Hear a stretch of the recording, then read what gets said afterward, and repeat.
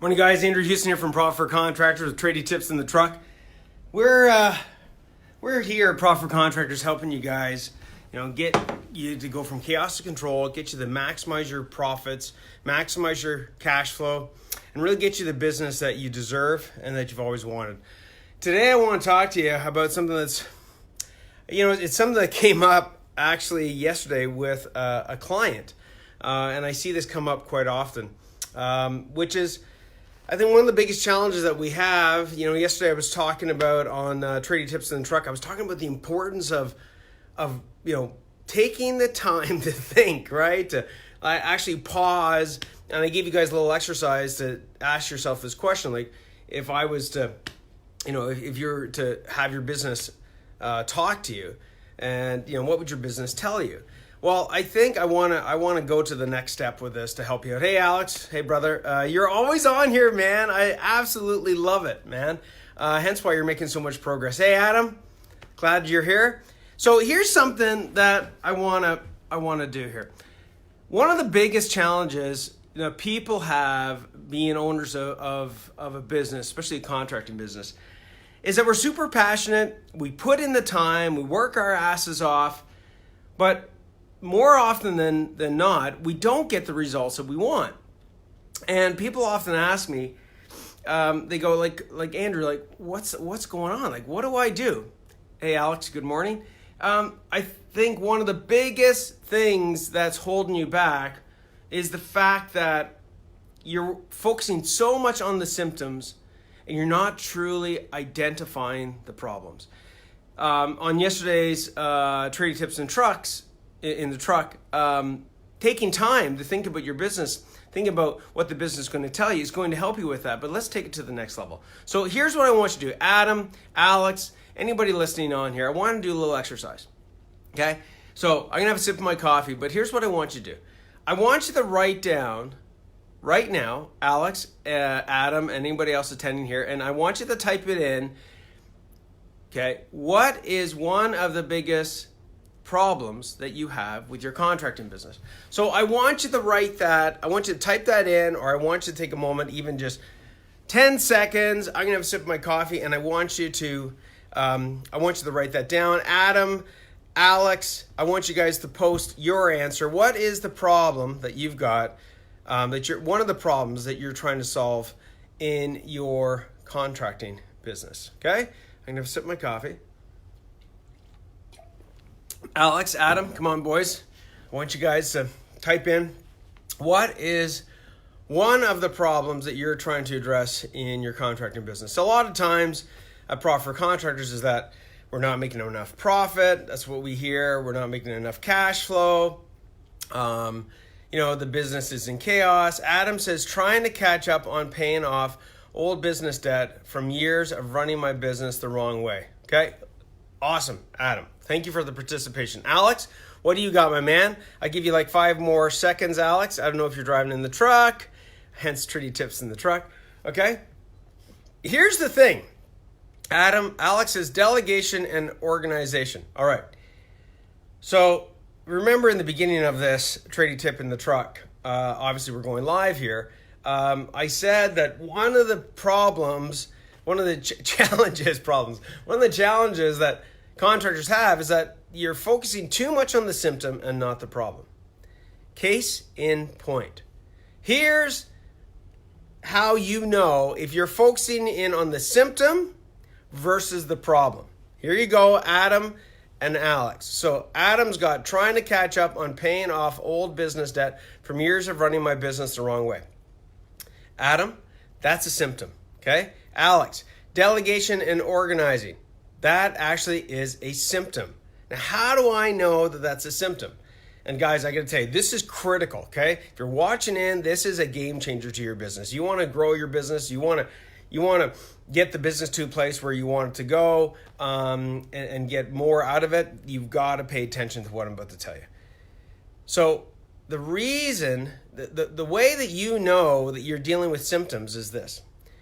If it truly is the problem that you've identified, you will know that it is the problem, okay, and that it's the actual problem of what you're trying to solve if by getting it, or by doing that, okay, not so much by getting it, by doing that thing that you've just listed, that it's going to make things better. Okay? Now you might be going, what? I'm going to give you some examples, guys, so you get the point. Okay? I'm going to give you a prime example. Say, for example, somebody says to me, my problem is I'm not getting enough jobs. That's actually not the problem. You see, the issue with that is this. The issue with that is that if I said to you, well, then just go get more jobs, you'd be like, well, getting more jobs, I mean, how do I go about getting more jobs? You see, getting more jobs is a result. Okay? That's actually not the problem. The problem is, we got to ask ourselves this. What actually gives us that result? What are the things that if we did more of or less of, depending upon what we're trying to do, that it would change that result? Well, in the case of getting more jobs, there's two core things. One is getting more jobs to quote. Number two is converting more of those quotes into jobs, or getting more of each one of those things. You see, if you increase the amount of leads you have with your current conversion rate, you're going to get more jobs. So if we focused in on what the true problem is it that this contractor is not getting enough jobs to quote, enough leads? Or if he has, say he's getting 10 leads a week and he went and increased his conversion rate, his quote to win ratio, would he actually get more jobs? Absolutely he would. Okay? So is the true problem that that contractor's conversion rate is too low and needs to be improved? Or do we need to improve both of those? You see, if all that we focus in on is the problem that we don't have enough jobs, we're not going to solve anything. Not having enough jobs is a symptom of either not having enough jobs to quote, or our conversion rate, being too low, or a combination of both. Okay? So if we're trying to, as an example, somebody says to me, hey, in Alex's case, one of the problems I have is like delegating and organizing. Well, delegating and organizing, right? Let's just talk about delegating. Delegating is actually a result, Alex. Okay? So if we look at, delegation, we've got to get way more specific with the problem. Number one thing is, what is it that we're trying to delegate? So say, for example, let's try and simplify this. Let's say we were delegating picking up material, okay? So if we look at, delegating, the picking up the material is really, if this was the case, again, of the thing that you wanted to delegate, if that was really the problem, like, man, I'm having to pick up way too much material, that's not going to, focusing in on, on that in itself is not going to change anything. Now, Alex, okay, if by chance we decided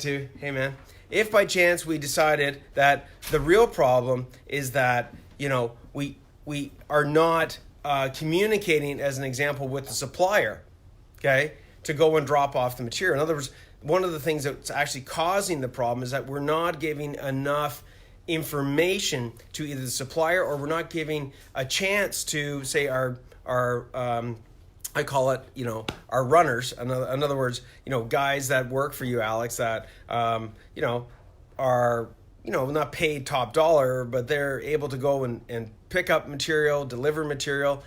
The real problem is that, A, you haven't, identified for this person, what it is that they need to pick up. And B, you haven't given them a step-by-step instruction on a daily basis of exactly what it is that needs to be picked up. You see, if you focused in on those things, you'd be able to delegate more, if that specifically was the thing that you wanted to delegate. So, number one, we need to identify the difference between a problem and a symptom, guys. Okay? Adam, same thing with you. Catching up and paying off old business debt, okay? So, the symptom is probably, Alex, that you're dealing with cash flow issues, okay? So, if we're looking at this, Adam, we got to get really specific with exactly what are the things that if we did are going to allow us to pay off that debt? What are the actual actions that if we did more of those things would give us a different outcome, okay? Or in this case, a different symptom. Okay, guys, so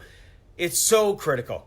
It is so critical that we identify the difference between focusing in on what the true problems are versus what the symptoms are, all right? I hear people talk about, I'm just going to deal with a couple of these key points. I hear people talking about, I don't have enough cash flow. Okay. Not having enough cash flow, guys, is a symptom. It is not innately the problem.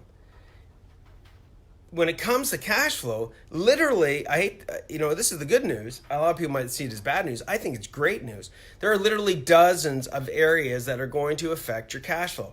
And as an example, if we have cash flow issues, okay, maybe the real problem is that you're not invoicing fast enough. Maybe the real issue is that, you're not doing enough smaller jobs that generate quick enough cash flow, and you've got too many big jobs on the go, and that's sucking all the money out of your bank account. See, those are true problems. Another cash flow issue is you're not quoting your jobs properly because you don't know what your break-even margin is. So you're not putting enough margin on your quotes to ensure that you are profitable. Okay? Because if you don't put enough margin on your quotes, well then guess what? You're not going to be making the money that you should, and hence that's going to give you the symptom of not having enough cash flow. On the profit side, okay, again, there's dozens of areas for us to focus in on, which is the good news on improving your profits. One of the things regarding profitability, profitability is a symptom. So not having enough profits is a symptom. Is the true problem that you're letting too many Class D deadbeat clients in that are not worthy of your time, okay, that are not willing to pay you? Adam says, I'm trying to hire more skilled guys so that we can produce more income, but skilled workers is very hard to come by right now. And we're taking on unskilled and trying to train them. Okay, so Adam, I'll get to your thing in just a second here. So when we're looking at profitability, is it that we're not dealing with the right type of clientele? Is it in your, in the case of most of you guys that our guys are not as efficient is what they need to be? So as an example, they're not starting off the jobs properly. They're standing around too much every single morning for 15 minutes. You see, those are problems that will cause you the symptom of not having enough profits. Okay? So guys, identify what the true problem is. In your case, Adam, before we start looking at, I agree, Adam, it is challenging out there, okay? Adam, if you want to find skilled people, the good news is this, Adam, is that most contracting companies, I'm just finishing off writing a book, which is how to steal your competition's tradespeople ethically, okay? Either you get their top talent or they get yours. Let me give you a little tip on this. The good news is, Adam, that most contracting companies or owners of contracting companies do not know how to run a business. And the result of that, right, the symptom is that they have a chaotic environment. And a chaotic environment means that, as a matter of fact, they did a little study, one of the most toxic places to work, okay, types of businesses to work is in the trades. And the reason is because of the fact that most tradespeople have not been given the skill set on how to run a business. Now, they're willing to put in the time, they're willing to put in the effort, they're passionate enough, but because they don't know how to run a business, there's a ton of chaos. So the good news is, Adam, that there are a ton of skilled people out there actually that are unhappy. I mean, when you think about yourself, Adam, or Alex or Brian, at one stage, you were probably working for somebody. I mean, I remember working for other contractors before I opened up my own contracting business. And one of the main reasons that I left, it was pretty consistent, was because I came to conclude that the owner was an idiot and the place was chaotic. I'd show up every day, the place was, chaos. I'd go out to my jobs, trying to do the best job I could. The wrong material would be ordered, or material wasn't ordered, and the list of chaos just went on and on. A players, by the way, do not and will not want to work in that type of environment. So the good news is, Adam, is that if you can show to the out there in the environment that your environment is a good place to work, if you can show that it's a fun place, that you get a work-life balance, not pushing your guys to burnout, I'm going to tell you right now, man, you are going to attract people. But guess what? Okay, let me come back to you, Adam. First of all, start off with, are you optimizing the guys that you've got?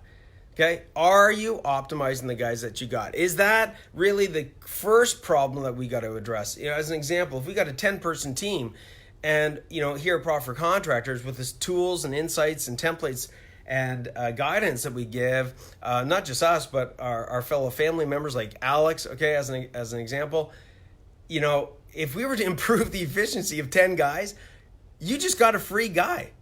Like, that's not even on your payroll, because that improved efficiency. If you're able to improve the efficiency of your guys on a 10-person team by 20%, you would actually get 2 extra guys without having to hire them. So first things first, Adam, is assess the guys that you've got. If you're not addressing the environment you've got right now with the team that you've got to optimize the right environment, the right culture, the right control versus chaos, dude, you're not ready to actually hire people, because you're just going to bring more people into chaos, and you're going to tend to have more people leave than more people come, and it's just going to be an ongoing merry-go-round, right? All right, so guys, here's the thing. I'm going to start wrapping this up. Brian says that's 100% why I left too. Look at that, Brian. Bingo, bango. Okay, guys, we've got a lot of great insights as far as what the real problems are. We just got to look at it the right way. So again, one of the number one ways to identify if you're focusing in on the symptom versus the problem is this.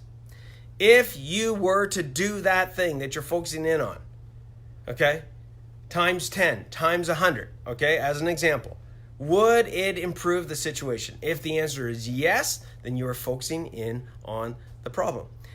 I.e., back to that example, hey, a contractor wants more jobs. So guess what? The real problem is that either A, he needs more leads, higher conversion rate, or a combination of both. Okay, those are the areas that he has to focus in on as far as the core problems. If the answer is no, if you were to do that thing over and over and over that you're focusing in on, would it change anything? If the answer is no, well then I hate to tell you, you're focusing in on the symptom. If you're having cash flow issues, that's a symptom. You're having profit issues, that's a symptom. Okay, if you're having, your retention of your employees be crap, that's a symptom. Okay, those are things that are symptoms, and if you focus in on those things by themselves, they're not going to change shit. Okay, so make sure you focus in on the true problems, guys, not the symptoms. Okay, and that's where you've got to take time. Per yesterday's trading tips in the truck, guys, we got to take time. Just take a step back to ask yourself, what is the business telling me? Is it telling me that I need more leads? I need a higher conversion rate? Is it telling me that, I really need to focus in on specifically what's causing my issues regarding cash flow or profits? Really, what is it? Adam says, we have weaknesses in efficiency that we are trying to fix to, it's multiple things to this one solution. Okay, so Adam, I'll touch on this tomorrow, Adam. I'll touch on how do you break down, where do you start as far as focusing. And, Alex's CEO mentality. Absolutely, man. CEO mentality is focusing in on the true problems, being willing to face it, and looking in the mirror. I mean, are you the problem? I don't know. Maybe that's the case. I'm not sure, okay? But you got to ask yourself some of these hard questions to get the right answers. Hard questions give you great answers. Okay, guys. Again, Andrew Houston here from Profit for Contractors. Love any insights that you guys got. Would love you to share it here on the trading tip on this post. And again, we help contractors. I guess when we look at it, really identify what they need to do to get more profits, to get more control, to get more freedom. Identifying, focusing in on what the true problems are, giving them the tools and templates that get them to get the solutions so that they can get their business, their profits to pay for their freedom. Talk to you guys on the flip side. Andrew Houston here from Profit for Contractors. If you're not already part of our community like Contractor Tips, then guys, join the link below, and would love to give you guys more insights like this and more tips and tricks and tools. And we'll see you on the flip side. Ciao, ciao. If I'm the problem, there is a solution. Yeah, for sure, Alex. We catch you later.